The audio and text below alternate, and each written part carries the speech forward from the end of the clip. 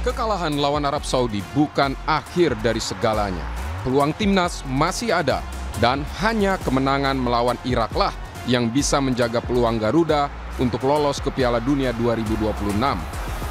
Manajer timnas Indonesia Sumarji menyebut salah satu pemain andalan timnas, Calvin Verdong, akan diturunkan dalam laga melawan Irak. Verdong absen saat Indonesia kalah dari Arab Saudi lantaran cedera leher. Selain Verdong, juru gedor timnas Ole Romani juga disebut kondisinya membaik dan siap dimainkan sejak babak pertama lawan Irak. Kalau Verdong insya Allah tidak akan jadi masalah karena memang kami mempersiapkan strategi ini, mempersiapkan Verdong untuk lawan Irak. Sementara kalau Ole karena kemarin tidak main 90 menit sebagai cadangan, tentu kondisinya Ole juga sangat baik, tidak mengalami apa-apa. Semalam juga langsung begitu selesai langsung diterapi. Ini tadi pagi juga terapi lagi. Ya, saya kira kalau kondisi Ole sama Verdong insya Allah tidak ada masalah. Analis sepak bola Wesley Hutagalung mengingatkan saat laga melawan Irak, Kluivert jangan salah pilih formasi dan salah menempatkan pemain. Menurutnya pertandingan lawan Saudi jadi bukti banyak penempatan pemain yang kurang tepat.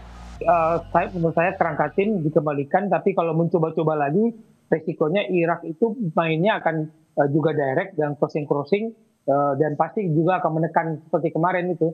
Jadi kalau kita salah pilih formasi, salah pilih orang di tempat yang salah, ya akan berat untuk keluar dari tekanan. Saya adalah itu pemilihan kerangka tim, starting line-up-nya siapa dan orang yang tepat. Karena yang membedakan pelatih itu Mbak Cynthia adalah keputusan dan feeling instingnya. Ketika dia mengambil keputusan, dia harus memakai insting dia. Cocok nggak nih Yakub Sayuri yang nggak pernah jadi back di klubnya ditaruh di back untuk lawan tim nasional di pertandingan penting. Cocok nggak nih Mark Klok yang beradu tempat dengan Joe Pelopessi.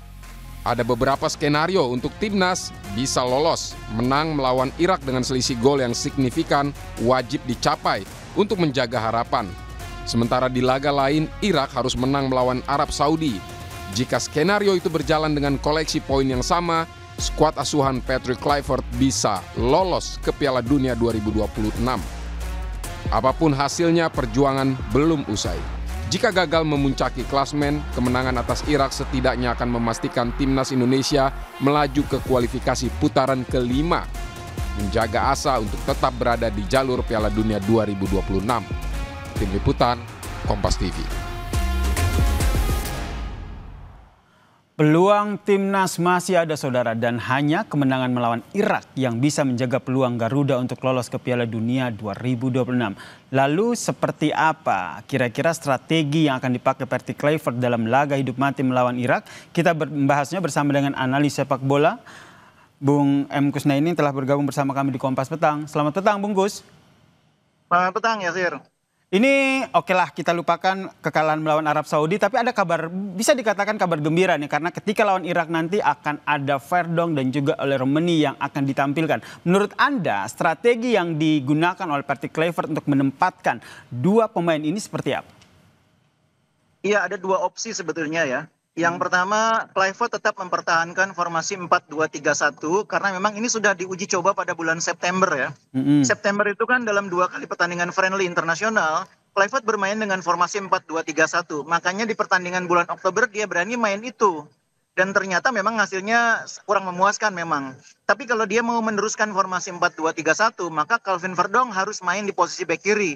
Karena kemarin posisi bek kiri kita itu cukup banyak mengalami tekanan ketika ditekan oleh pemain-pemain depan Arab Saudi. Beberapa momen di mana terjadi gol ke gawang kita, itu juga terjadi serangan ke gawang kita, itu juga akibat sektor bek kiri kita dieksploitasi. Nah, Verdong ini sangat kuat bertahannya ya. Dan saya yakin meskipun dia sempat mengalami cedera otot paha ya, bukan cedera leher dia, cedera otot paha. Itu saya kira untuk pertandingan lawan Irak dia akan sangat siap.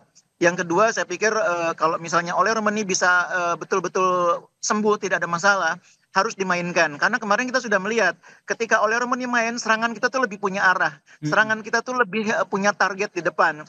Ketika main Ragnar di posisinya Ole, Ragnar sepertinya belum terlalu siap. Apalagi level kebugarannya, kecepatannya saya lihat belum kembali ya, belum pulih. Sehingga di depan kita sangat kesulitan membongkar pertahanan lawan. bola-bola dari belakang banyak hilang, apalagi yang dipilih adalah bola-bola direct. Kalau ada Ole, kita punya opsi pemain yang lebih cepat, lebih gesit, lebih punya naluri mencetak gol. Dan mudah-mudahan Ole bisa bermain setidaknya 75 menit. Karena mungkin 90 menit mungkin masih agak berat, tapi mudah-mudahan 75 menit bisa main. Tapi ini menurut Anda akan dimainkan mulai dari awal pertandingan ya? Iya, kalau melihat kemarin cara dia main, cara dia menahan bola, cara dia berduel, kelihatannya sudah bisa main sejak awal ya. Mungkin Oke. kemarin dokter tim baru merekomendasikan main babak kedua ya, sehingga pelatih juga tidak bisa mengelak. Kali ini kalau melihat pertandingan kemarin, mungkin dokter tim juga akan merekomendasikan untuk boleh main sejak awal. Mudah-mudahan seperti itu. Soalnya ini kesempatan terakhir kita nih Bungkus, mau tidak Iya, mau kita betul. harus unggul melawan Irak. Kalau tadi oke, kita lini depan gitu, kalau ke lini belakang tadi kalau misalnya Verdong ditaruh di belakang di back kiri begitu, menurut Anda komposisinya akan seperti apa di line up belakang ini yang menemani Iya, Verdong? kalau pilihan pertama kan kembali 4-2-3-1. Kalau yang lebih aman sebetulnya kita main dengan formasi 3-4-3 seperti di pertandingan kualifikasi putaran ketiga. Di Heeh. kiri ada Hafner, di tengah kemudian ada Jai Ijes, di kanannya ada Rizky Ridho, bek kanan diisi oleh Kevin Dix, bek kirinya Verdong. Itu pertahanan kita kuat sekali sebetulnya. Mm. Cuma kan memang style sepak bola Belanda itu memang rata-rata 4 ya, 4 di belakang, 3 di depan. Sehingga akhirnya Kluivert bermain dengan formasi 4-2-3-1 atau 4-3-3. Ya itu soal pilihan lah. Dan Kluivert confidence-nya dengan 4-2-3-1 kita tidak bisa berbuat apa-apa. Kalau sebagai orang luar, kita melihat waktu main 3 di belakang itu solid ya. Ada Mm-mm. Rizky Ridho di kanan, ada Jai Ijes di tengah, di kirinya Justin Hafner, bek kanannya Kevin Dix, bek kirinya Verdong. Itu kayaknya solid gitu loh. Dan kalau nggak salah selama mereka bermain dengan formasi 5 pemain ini, kita ini clean sheet-nya cukup banyak.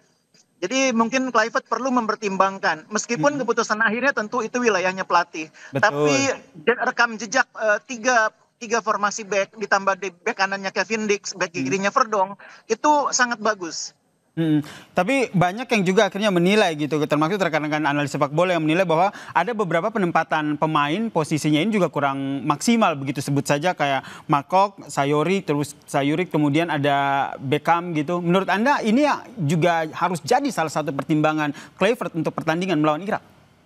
Iya, mungkin lebih tepatnya bukan penempatan ya, pemilihan ya. Karena Sayuri itu main di bek kanan tuh di timnas kan juga sudah diuji coba bulan September.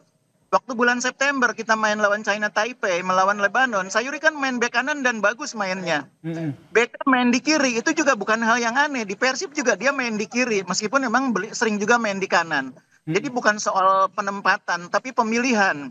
Oke. Waktu dipilih sebagai bek kanan, ternyata kemarin Yakob tidak terlalu perform ya. Sedikit di bawah kemampuan terbaik dia. Mungkin harus dipertimbangkan main di sana Sandy Walsh. Atau kalau main dengan formasi 3 back tengah, Mm. bek kanannya Kevin Dix yang memang kuat main di sana. Nah, balik lagi nih, itu semua akan bergantung kepada formasi yang dipilih oleh Kluivert setelah Betul. mengevaluasi pertandingan kemarin Mm. dan kemudian memilih mana yang paling cocok. Nah ini yang masih menjadi teka-teki ya, kira-kira siapa Iya. starting 11 yang akan diterjunkan oleh pelatih Kluivert. Terakhir, gimana Anda melihat peta kekuatan dari Irak sendiri? Karena terakhir kita kalah telak loh. Iya, harus diingat juga bahwa Irak ini sebetulnya agak menurun 2025 ya. Mereka sempat mengalami 5 pertandingan itu nggak pernah menang. Dari akhir 2024 sampai awal 2025. Mereka baru agak mending itu dalam 3 laga terakhir.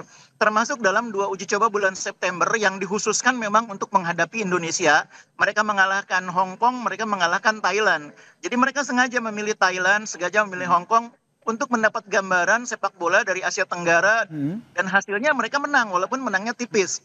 Irak memang kuat, tapi sebetulnya tidak sekuat ketika mereka mengalahkan kita, karena waktu itu kita memang belum lengkap juga. Kita sekarang udah punya Miliano, kita sekarang udah punya Audero, di tengah juga kita sudah punya Joy Pulupesi dan ada Tom Haye juga. Jadi memang kita sebetulnya dibanding pertemuan terakhir lawan Irak 2 kali di mana kita kalah, sekarang lebih lengkap materi pemainnya. Oke. Makanya kita perlu optimis, walaupun memang kemarin kita kalah, perlu memelihara harapan, memelihara keyakinan bahwa kita masih bisa lolos. Sepakat ya, memelihara optimisme untuk menang melawan Iya. Irak. Tapi kalau menurut Anda dari pertandingan sebelumnya dan melihat bagaimana kekuatan Irak, siapa saja nih pemain-pemain yang perlu evaluasi pada pertandingan melawan Irak nanti? Iya, yang jelas lini tengah harus diperbaiki ya. Kemarin titik lemah tim itu menurut saya ketika kita kalah lawan Arab Saudi di lini tengah ya. Itu kita betul-betul lini tengah tidak bisa menjadi filter yang bisa membantu pertahanan. kalau misalnya bisa bermain dengan komposisi yang berbeda, saya pikir mungkin Joey Plopesi itu dicoba diduetkan dengan Nathan yang karakternya sama-sama petarung. Nggak sama Mark Locke ya? Atau mungkin kalau tidak dengan Nathan bisa juga dicoba dengan Tom Haye. Oke, ini yang masih kita bahas, tentu saja nanti starting 11-nya menjadi keputusan mutlak dari Perti Kluivert. Harapan kita bersama ya, timnas Indonesia bisa menang melawan Irak. Terima kasih Bungkus telah berbagi perspektifnya di Kompas Petang. Salam sehat Bungkus. Terima kasih.